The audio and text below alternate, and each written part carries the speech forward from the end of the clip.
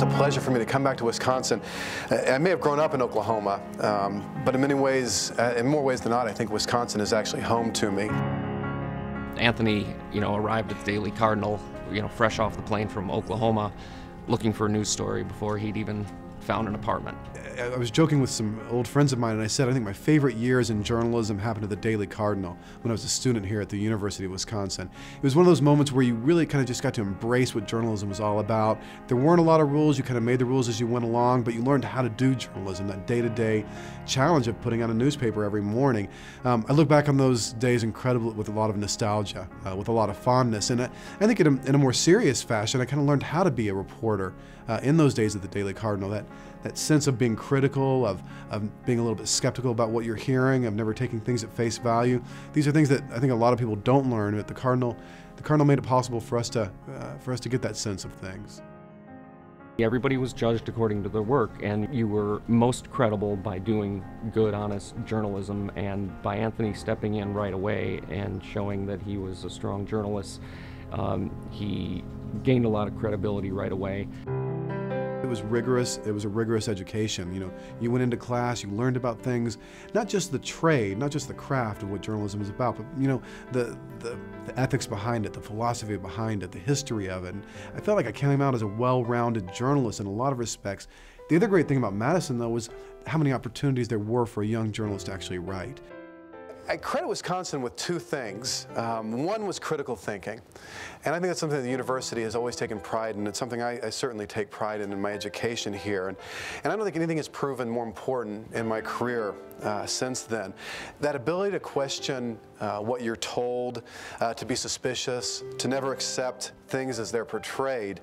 I learned that in the classroom. I learned it at the Cardinal, and I learned it with friends whom I spent way too many hours talking high politics and the very lowest gossip at the Black Bear Lounge.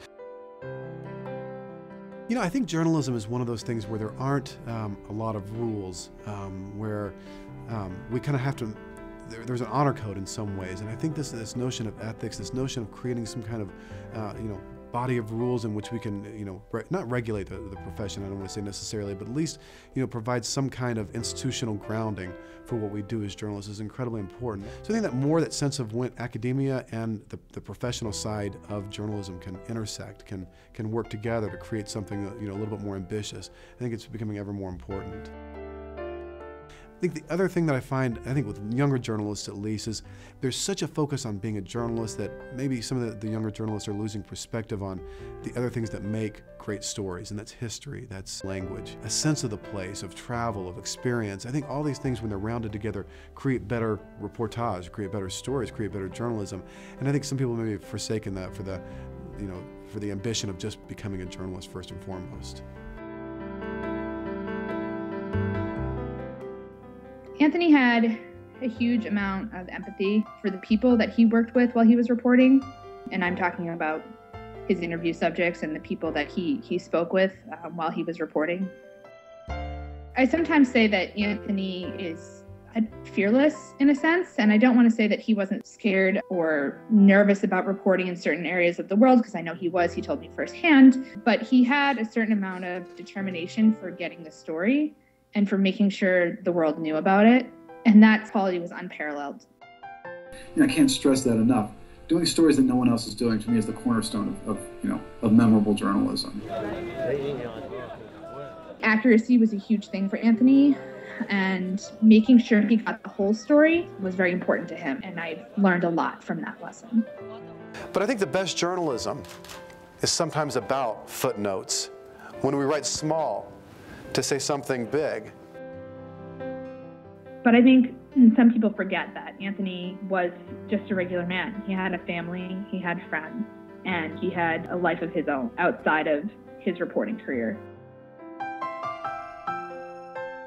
The other thing I credit Wisconsin for, and I probably should say blame here, is the very worst addiction to the Green Bay Packers. I could easily have written another book if I channeled all the time I spend reading the Milwaukee Journal-Sentinel website, the Green Bay Press-Gazette every morning. It's sick. Anthony is wildly talented. He was a very, very busy man, but he still had the time to reach out to people who were just beginning, especially people at Madison. I know he loved his time at UW-Madison. He loved his time at the Daily Cardinal. And he said that he wanted to do everything he could to help those of us who were just starting out. So much experience, and to get to share those experiences, to get to talk about those experiences, to try to see the next generation of journalists come up. I think that's always a real pleasure for me.